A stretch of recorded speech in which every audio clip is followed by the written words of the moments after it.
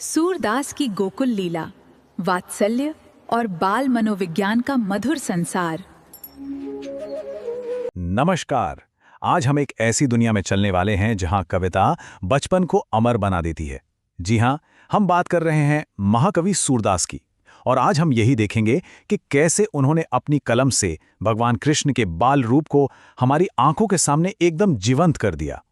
बस एक लाइन, जशोदा हरि पालने झुलावे। कितनी कितनी सीधी सादी सी लगती है ये बात, है ना? लेकिन सच कहूं तो इन्हीं चंद शब्दों में भावनाओं का एक पूरा समंदर छिपा है। तो चलिए आज इसी समंदर में एक डुबकी लगाते हैं। जरा सोचिए, सदियां बीत गईं, पर यह तस्वीर आज भी हर घर की कहानी लगती है। एक माँ का अपने बच्चे के लिए वो प्यार जो किसी भी समय या किसी भी सीमा से परे है। यही तो है सूरदास की कला का असली जादू। और इन छोटे छोटे बिल्कुल आम से प्यारे पलों को हमेशा के लिए अमर कर देने वाले वो महान कलाकार थे महाकवि सूरदास। उन्होंने अपनी कविता से रोजमर्रा के लम्हों को दिव्यता का दर्जा दे दिया। अच्छा, उनकी ये सारी की सारी अद्भुत रचनाएं हमें मिलती हैं उनके महान ग्रंथ सूरसागर में। जैसा कि नाम से ही जाहिर है, ये सचमुच में भावनाओं का, भक्ति का और कृष्ण की नटखट लीलाओं का एक बहुत बड़ा महासागर है। आज हम इसी महासागर के एक बहुत ही खास हिस्से गोकुल लीला में उतरने वाले हैं। ये वो हिस्सा है जहां हमें कृष्ण के बचपन की सबसे प्यारी और मनमोहक तस्वीरें देखने को मिलती हैं। लेकिन यहां एक सवाल उठता है। सवाल ये है कि हम आज के दौर में सदियों पहले लिखी गई इस कविता की गहराई को आखिर समझे कैसे? इसकी खूबसूरती को पूरी तरह महसूस करने के लिए हमें क्या जानना जरूरी है? आइए इसी की पड़ताल करते हैं। देखिए, किसी भी कविता को समझने के लिए ना दो नजरिए होते हैं। आप इन्हें दो चश्मे भी कह सकते हैं। पहला है भाव पक्ष, मतलब कविता का दिल, जो हमें बताता है कि कविता क्या महसूस कराना चाह रही है। और दूसरा है कला पक्ष, यानी कविता का शिल्प, जो हमें दिखाता है कि कवि ने उस एहसास को शब्दों में कैसे ढाला है। तो सबसे पहले बात करते हैं कविता के दिल की, यानी भाव पक्ष के। ये वो हिस्सा है जो सीधे हमारी आत्मा से बात करता है, जो हमें हंसाता है, कभी रुलाता है या फिर कुछ सोचने पर मजबूर कर देता है। इसमें सब कुछ आ जाता है। कविता की मुख्य भावना, या जैसे रस कहते हैं, वो क्या है, उसका सेंट्रल आइडिया क्या है, कवि ने कैसी कल्पना की है और क्या वो हमें कोई गहरा संदेश देना चाहता है। ये सब मिलकर ही कविता की आत्मा बनाते हैं। अब आते हैं कविता के दूसरे पहलू पर, उसके शिल्प पर, यानी कला पक्ष। ये वो जादू है, वो हुनर है जिससे कवि अपनी भावनाओं को शब्दों का एक खूबसूरत पहनावा पहनाता है। ये कविता का तकनीकी मगर बेहद दिलचस्प पहलू है।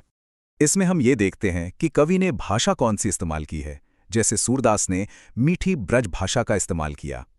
हम ये भी देखते हैं कि उन्होंने शब्दों को कैसे सजाया है, मतलब अलंकार, लय और छंद का कैसे इस्तेमाल किया है, जिससे कविता में एक संगीत सा पैदा हो जाता है।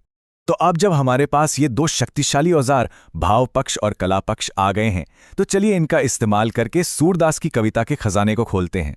तो चलिए हम अपनी पहली कविता पर लौटते हैं। जरा कल्पना कीजिए, माँ यशोदा अपने कान्हा को सुला रही हैं। वो धीरे धीरे पालना हिला रही हैं, उन्हें प्यार से सहला रही हैं और मन में जो भी आ रहा है गुनगुना रही हैं। और जैसे ही उन्हें लगता है कि कान्हा सो गए, वो इशारों से सबको चुप रहने के लिए कहती हैं। ये एक ऐसा मंजर है जिसे हम सब ने कहीं ना कहीं अपनी जिंदगी में देखा है, महसूस किया है। यही तो सूरदास की महानता है। वो भगवान को भी हमारे घर का एक सदस्य बना देते हैं। अब यहां भाव पक्ष को देखिए। इस पद में जो भावना सबसे ऊपर है वो है वात्सल्य रस। ये माता पिता का अपने बच्चे के लिए जो निश्चल, जो बेपनाह प्यार होता है ना, उसका सबसे शुद्ध रूप है। और सूरदास को तो वात्सल्य रस का सम्राट कहा जाता है। और अब कला पक्ष का कमाल देखिए। करी करी सैन बतावे, मतलब इशारों से समझाना। ये कितना छोटा सा लेकिन कितना कितना सच्चा डिटेल है। सूरदास ने सिर्फ 3 शब्दों में एक माँ के उस पूरी चिंता और प्यार को कैद कर लिया है। यही तो है शब्दों का असली जादू। चलिए अब कहानी को थोड़ा सा आगे बढ़ाते हैं और देखते हैं कि कान्हा अब थोड़े बड़े होकर क्या कर रहे हैं। सिखवती चलन जशोदा मैया। यहां एक और दिल को छू लेने वाला पल है। इस पद में माँ यशोदा अपने नन्हे कृष्ण को चलना सिखा रही हैं। वो जल्दी में उनका हाथ पकड़ लेती हैं और कृष्ण अपने डगमगाते कदमों से धरती को नाप रहे हैं। यहां कला पक्ष का एक और शानदार उदाहरण देखिए। ये लाइन, डगमगाई धरनी धरे पहिया। इन शब्दों को सुनते ही ऐसा लगता है जैसे कानों में सचमुच एक छोटे बच्चे के लड़खड़ाते कदमों की आवाज गूंजने लगी हो। मतलब शब्दों की आवाज और उनका मतलब दोनों मिलकर एक ऐसी जीती जागती तस्वीर बना देते हैं जो सीधे दिल में उतर जाती है। इससे पता चलता है कि सूरदास भाषा के कितने बड़े कलाकार थे। तो हमने देखा कि सूरदास की कला आखिर क्यों सदियों बाद भी उतनी ही ताज़ा और उतनी ही असरदार है। उनकी कविता सिर्फ भावनाओं का सागर नहीं है और ना ही सिर्फ शब्दों का खेल। सूरदास की असली प्रतिभा दिल को छू लेने वाली भावनाओं यानी भाव पक्ष और उन्हें बयां करने की अद्भुत कला यानी कला पक्ष के इसी संगम में है। जब दिल और हुनर एक साथ काम करते हैं तो ऐसी ही अमर कविता का जन्म होता है। वो ईश्वर को इतना अपना बना देते हैं कि वो हमें हमारे जैसे ही लगने लगते हैं और हमारे रोजमर्रा के पलों को बेहद खास बना देते हैं। जैसा कि सूरदास खुद लिखते हैं, यशोदा को वो सुख मिल रहा था जो सुख सूर अमर मुनि दुर्लभ, यानी वो सुख जो देवताओं और बड़े बड़े मुनियों के लिए भी मिलना मुश्किल है। तो यहाँ एक विचार के साथ छोड़ जाते हैं। सूरदास हमें दिखाते हैं कि सबसे गहरे अनुभव अक्सर सबसे सरल, सबसे छोटे पलों में ही छिपे होते हैं।